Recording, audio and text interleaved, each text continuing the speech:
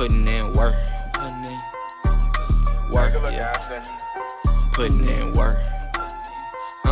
I thank God for the favor when the money come. Half for the time, tax fees, and sufficient funds. What I gotta do to get ahead. I'm on to something. What I gotta do to get. Welcome to the Modest Sports Show, home of your college athletes. Today we're back at the University of Alabama. We got this is another first for us. We got our very first women's athlete, and Farrah. How you doing? Good to meet you. I'm doing good. We talked, a little bit. Yeah. As we were walking here and trying to get everything set up, tedious process. But I'll start this interview by asking, what was it like, or what is one of your favorite spots in Atlanta? In Atlanta, honestly, I live 20 minutes north of Atlanta, but I'd say my favorite part of that area is, I'd say honestly, the running trails. There's a lot of really good running trails around there. And then when it comes to more of the Atlanta area, I would say the Georgia Aquarium and Midtown with all of the city and nice high-end restaurants and just the nightlife. And I'd say I don't know, there's a lot to do. And my sister lives up there. She's at Georgia Tech, so it's really fun just going up there and having fun and just hanging out with other people. I have a lot of friends in Atlanta, so it's just fun. I'd say the social life and just how lively it is. Right. Yeah. I like Atlanta too. I grew up, or I was a military brat, like I referenced before on the show. Yeah. But we lived in Fort Benning, Columbus. Okay. Yeah. And so when we went up there at times, and then my mom, she used to work there too. My sister, she runs track, so she has a lot of meets in Atlanta. Yes. So I enjoy Atlanta. I enjoy going to the city of Atlanta. Yeah. What was life like growing up in Alpharetta though? Did you live there your entire life, or So I actually lived some of my life I lived in Tequila and Macon, Georgia, so South Georgia. And so when I moved to Alpharetta, it was around second grade. I was at private school before I moved to Alpharetta, but I'd say growing up in Alpharetta was definitely I don't know, it's not small town, but it's farmhouse, very modern, very much Southern hospitality, yes ma'am, yes sir. The people are just really nice, and I made friends really fast, and I feel everyone, as much as the town has grown, I feel everyone still knows each other. Yeah. And I think that everyone's very close knit, so everyone's families are friends, and everyone goes to the same churches, and just everyone goes to the same events. But I loved growing up in Alpharetta, and I think the sports in Alpharetta is definitely what got me seen and recruited and scouted. Now and that was something interesting too. I seen you went to Milton High School. Yes. And I've heard Milton High School. I think I was a little bit mistaken because I thought there were a couple other athletes that I thought may have went to Milton, but I've definitely heard of Milton. Mm-hmm. Is it and now that I'm sitting here talking to you, did what's my guy name? He came here and played basketball. Did he go there?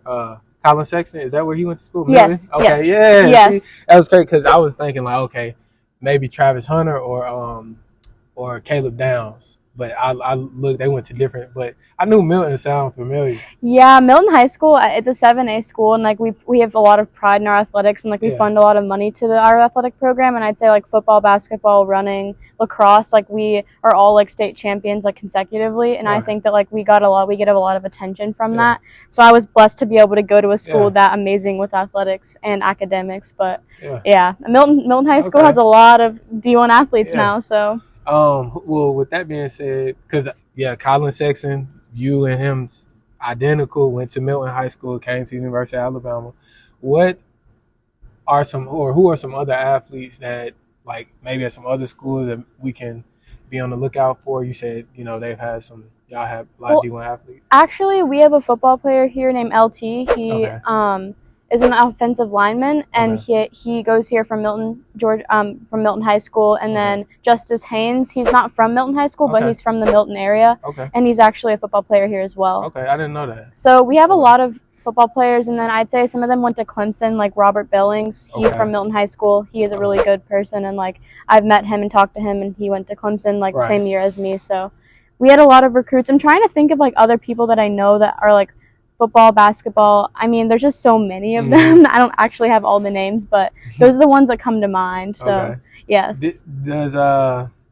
What is that like going to a high school 7A I imagine that's a lot of students. Yep. Like, what is the life like? You know, going to, because I'm from Alabama. I'm from a somewhat, like, we were a 6A high school, but it's not really a 6A high school. You know, Yeah. it barely met that 6A standard. Yeah. So, what was that like going to? I imagine the school 2,000 plus students. Like, I mean, like, I'd say it's a lot of moving parts. Like, since our athletics and our academics were so good, like, everything was very competitive. And I'd say, like, every time I'd, like, go into class or, like, I'd be at practice, like, everyone's competing for the same spots. And, like, we're just under a lot of pressure. It's good pressure because we're good and people look up to us. But, like, everyone wanted to play us. Everyone worked as hard as us to try. And, like, people would, like, actually come to our school to watch us practice and, like, would use our course for, like, our cross-country course was the second hardest in the state compared to the next, like, right behind the state meet course. okay. So, like, everyone would come to our school to train. And then, like, football, like, everyone would come watch our practices. And then we'd have a lot of coaches around our school. Like, we had people on helicopters coming to our school to, like, meet football players. And, like, I'd say, like, it's just very competitive. And, like, you do have to always be on, like, your A game. And all the coaches are very, like, prestigious and, like, want us to work hard. So, like, it kind of builds off of, like, the school not only wants you to work hard in academics and athletics, but also be, like, a very good person and role model because everyone's watching us. Yeah. And, like, every move you make, like, people are watching Milton High School and what we're doing and to keep a good reputation. Yeah. So, yeah, that's what I think. Okay. That's kind of what life is like. I mean, I like that. I think that's a positive thing. Like, for young kids, especially high schoolers, I think high school is a very transformative time, and I think a young person's life. And so, just that, it sounds like it.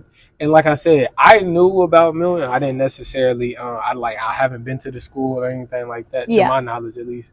But I do know that it sounds like a very organized place. Yes. Very big on athletics and stuff. Yeah. And so, you mentioned the cross country. You all having the second hardest course in Georgia. Mm-hmm.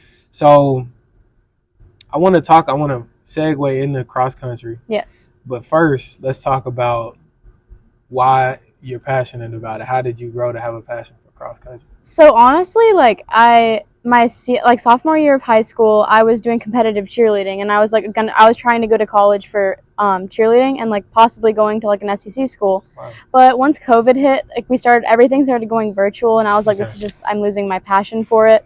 And so I knew running was something I could do on my own during COVID. Like, I could just go out and run every day as, like, a hobby. Yeah. And I mean, I started going out for runs, and I was like, maybe I like this, but I really just don't like this feeling of pain. Yeah. But over time, like, I started to, like, really find, like, accomplishment, feeling like I'm accomplished every run and just, like, enjoying the process. And it helped me with stress, and I just kept doing it. And I think, like, the consistency led me to, like, oh wait, maybe this could be for me. And both my parents were, like, elite level runners, so I had some sort of genetics for it. Yeah. And then I started practice, and I ended up, like, being, like, top 4 on the program, and, like, I was just really not expecting that. And so I think once that became, like, when that became, like, happening, I was like, well, I think I do have a passion for it, and I'm good enough to be able to pursue it to the next level. And then that's kind of what arose my passion, like, just consistency and, like, a feeling of accomplishment, because I feel like my other sport didn't give me that same feeling. Right. So that is, yeah. So was I guess with the competitive cheerleading, was that something that you feel like you kind of burnt out after a while, or like? I mean, I wouldn't say burnt out, but I just wasn't getting better. Like, I was staying where I was at, and no matter how hard I tried, I was not, like, improving.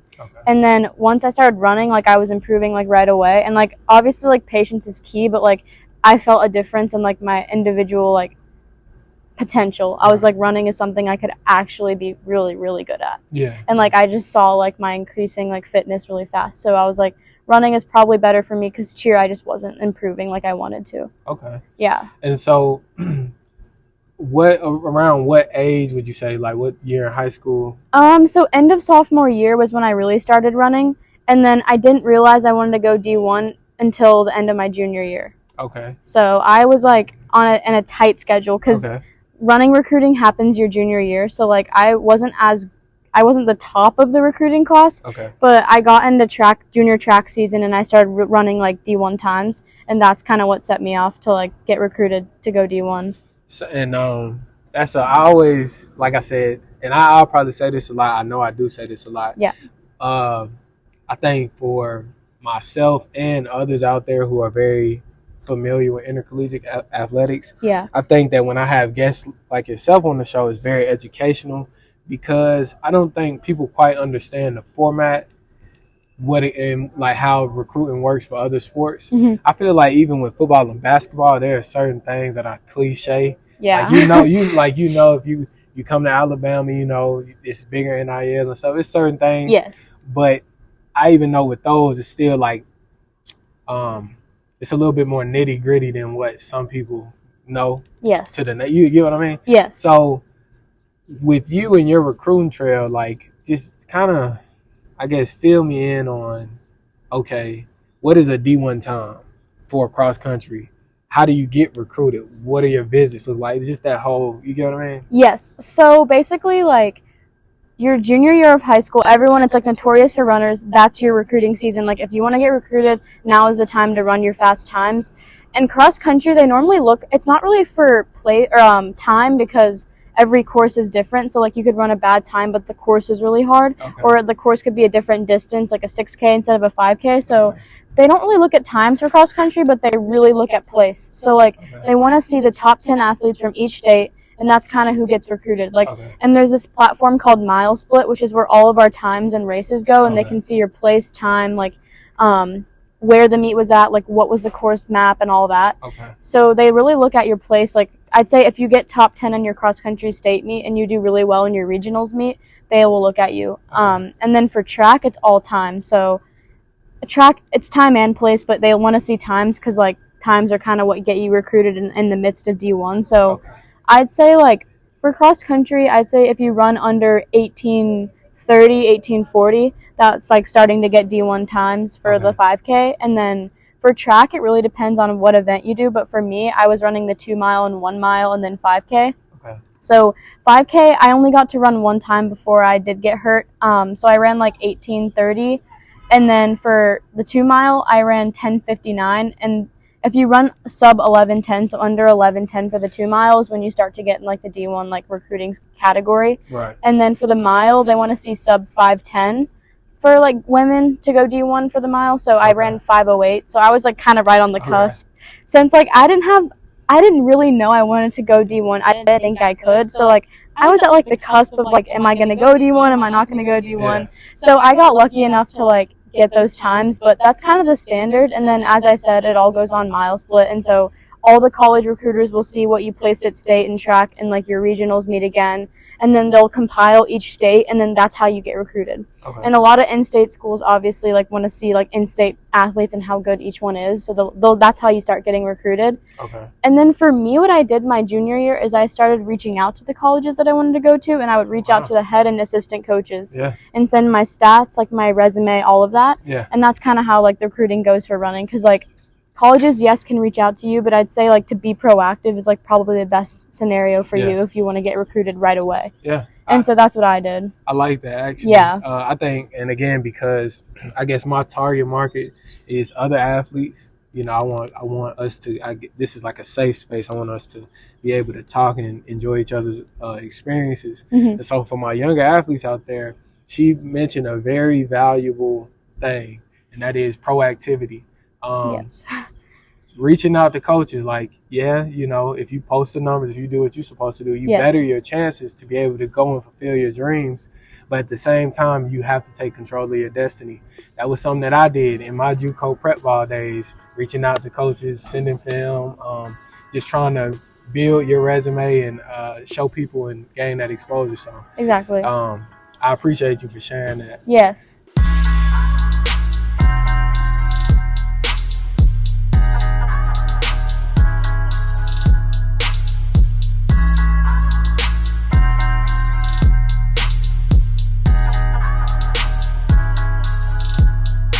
Let's get a little bit more personal. So, for you, when we were walking up, you were telling me, you know, Kentucky, my alum, was a possible option.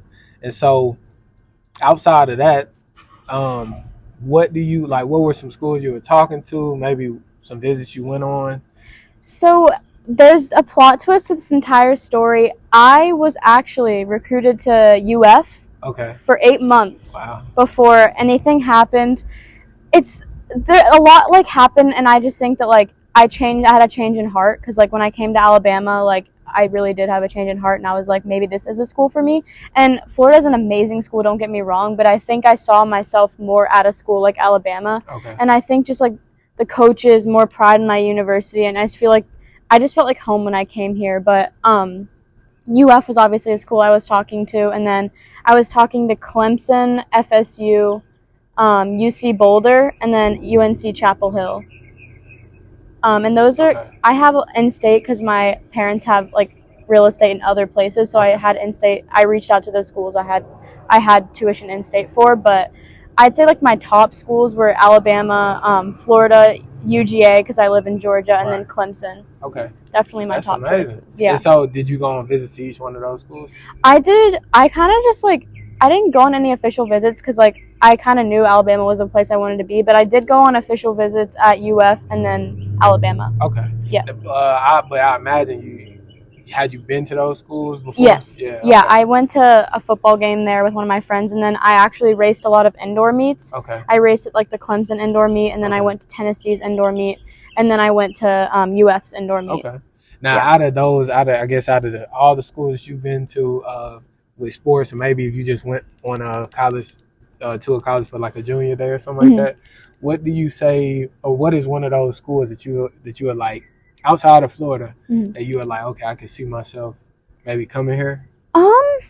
I would honestly say Clemson. I really liked the way the campus was laid out, and like I really liked the vibes that they were giving off. It kind of gave me vibes like Alabama, just very close knit, and like I really liked South Carolina's like landscape, and like the weather was nice, and just like the team was nice. I did meet the team like when I was racing them, but I think that was like a really good school for me. I was like, oh, it's really good, but also I did have to look at like expenses and all of that, so like it was hard to stray away from that, but I knew that I wasn't gonna pay that much to go there. Okay. Yeah.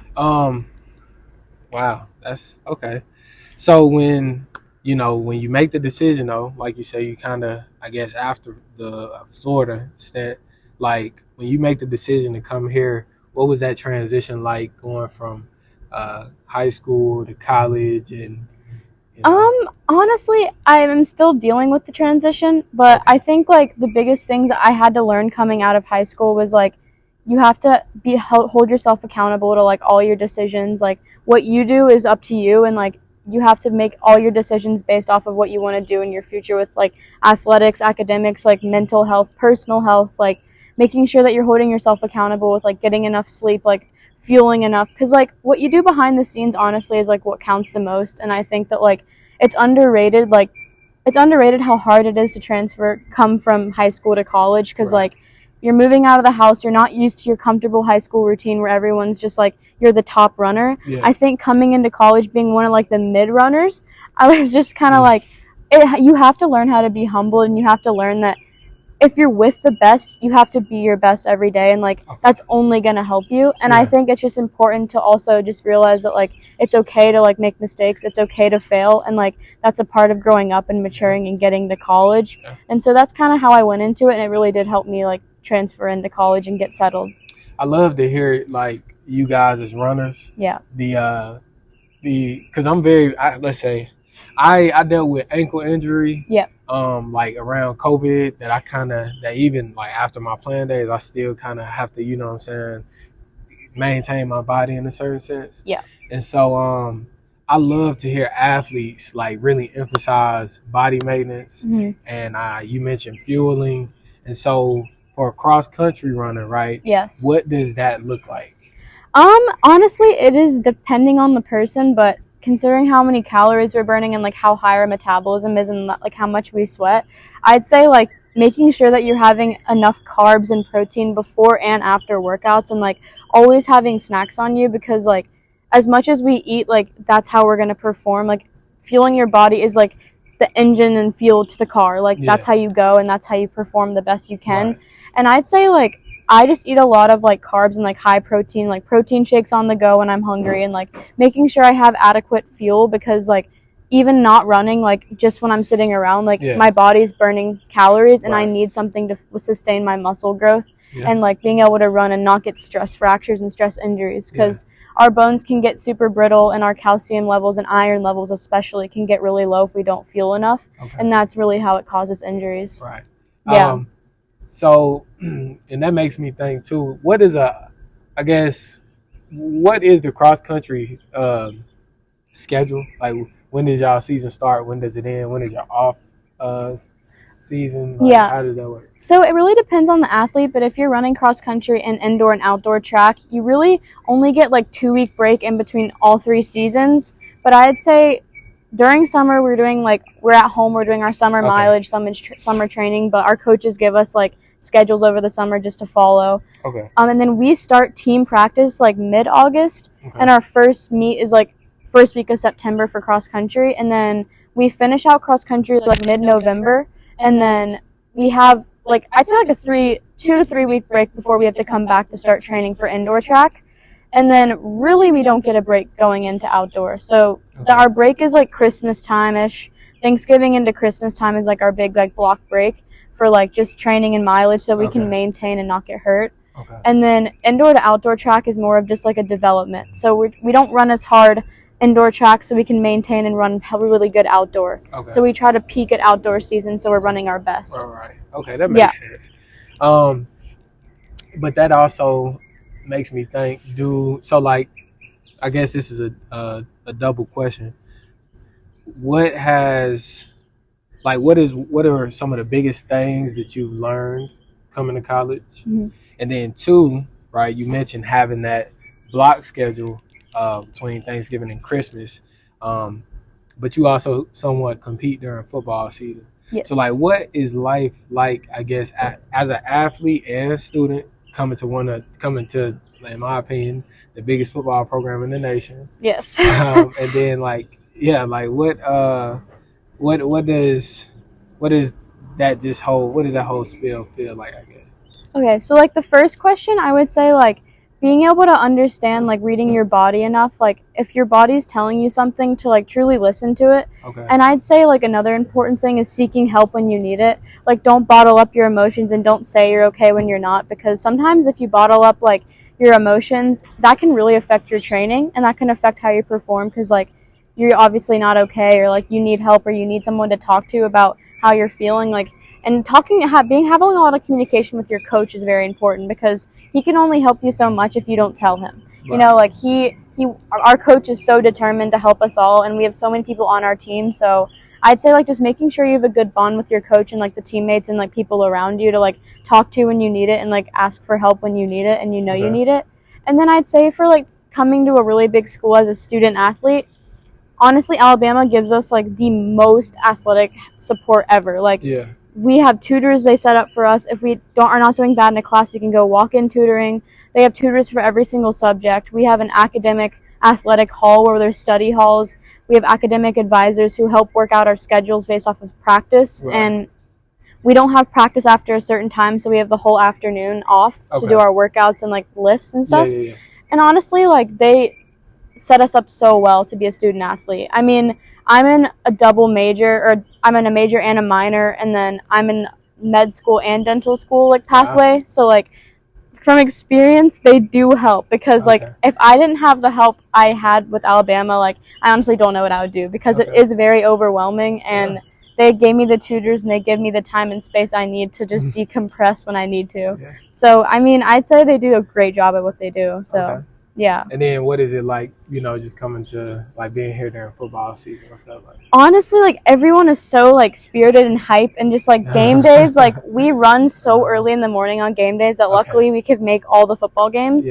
So I like love game days here. Like everyone, like our whole team, everyone's just so spirited, and like being at the football game and the student athlete and like student section is like insane. Like it's no comparison. Like I'd say like being at an Alabama football game and like being at this campus on like game day weekend, there's no dull moment. Like everyone is out, everyone is playing games, everyone's throwing events. Like it's awesome.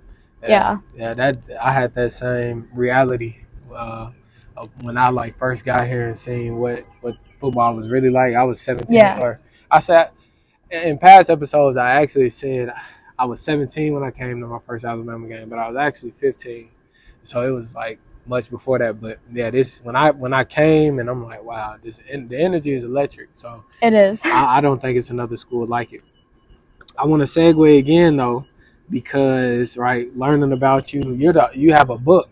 I do, yes. So plug the book, but also tell me what it's like, or what that experience was like having written a book and being an author. So honestly, my book is Right Side of the Fork. It's on Amazon and Kindle, and the link in my bio and my Instagram. We'll plug that in the video also. Yes, but like writing the book, I started writing the book my junior year of high school, like end of it when I wanted to run in college. And I kind of explained like the trajectory of like how I started so late in the process, and more of like the discipline and like the persistence it took to try and get there. And like I enjoyed being an author so much.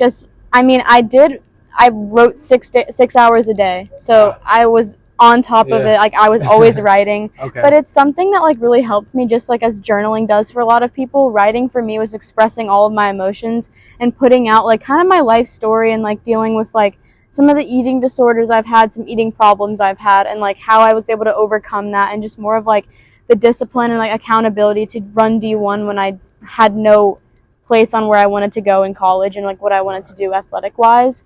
And I think too, like personal and like motivational health of like things I told myself and or in the process, even when I didn't want to do something, like why I kept doing it, and like kind of like living for intention rather than just living aimlessly, like going through the motions. I think like having a purpose for everything you do in life is something that like a lot of people need to understand, and just like being okay with failure and like embracing the failure to get you to that next spot. And like obstacles are inevitable, and like being able to overcome those obstacles, like you never know what's ahead, and like your potential is endless. And that's kind of what my book was about. Okay. Now what other literature, I guess, have, or because I'm a avid reader. Okay. So I got like a nice little list of literature that I've read. Yes. If I had to ask you, what are some books that you may have read that have kind of formulated and sculpted your mentality, especially when it comes to having written your own book? Yes. So honestly, this is gonna sound strange, but I didn't read a lot of books outside of like the ones I had to read like in school. Okay. I was like in like these author society in like high school, and like I did a lot of like English honor society stuff, but I didn't really read that many like books to inspire me to write one. Okay. I've always had a really keen like niche like specialty in writing. Like I've always been good at writing, so like I kind of knew like I had a list, like I'd say like in 6th grade I wrote like a dream list of like things I wanted to accomplish before I like went to college, and one of them was writing a book. And like when I read it like that year when I was trying to figure out like what can I accomplish now, like I saw that and I was like, maybe this is the time to do it. Yeah. But I mean, I'd say most of the literature I did read was a book by Tony Robbins. I forget the name, but he's one of my like predecessors. I love him. Yeah. He's great. And then I'd say like listening to Mel Robbins' podcast really helped me, and Joe Rogan. Okay. And then David Goggins' book. I actually forgot what it's called. I have it in my room right now. I don't know why I can't remember it, but David Goggins, like I'd say like all those like people that are just like mentally so tough, like, and showing you like adversity happens and like what they did through that adversity, and like how like such of a different breed they are to just be able to go and do the things they've done to like get to where they are. And like especially David Goggins, like reading his story about like ultra marathons and all of that gave me a different perspective on like what it means to like go through adversity and like how to handle it face on rather than just like trying to tuck it away. Yeah. So like those are the people like my predecessors that I've always gone to write. And like I like so Tony Robbins, he is somebody like I really enjoy listening to him. Like he's given me techniques and things that have for sure impacted my life. I remember the first time I kind of ran into his content or his stuff, I was at a public library where I'm from. I picked up a book, and it didn't really, this was before my awareness is what it is now. But at the time, like I didn't even check the book out. I just read the cover and the front or the back of the book and the cover of the book, and I was just kind of like, it sparked my interest in. But then years later, I would experience my own adversity, and then it would kind of open me up to finding new ways to be successful. And yeah, so I imagine also David Goggins for you is somebody who, because he's definitely big with mixing the physical with the mental, Yes. and finding that like that sweet spot to push through it. Mhm. And with you being a cross country runner, I imagine the stuff that he's saying is very beneficial.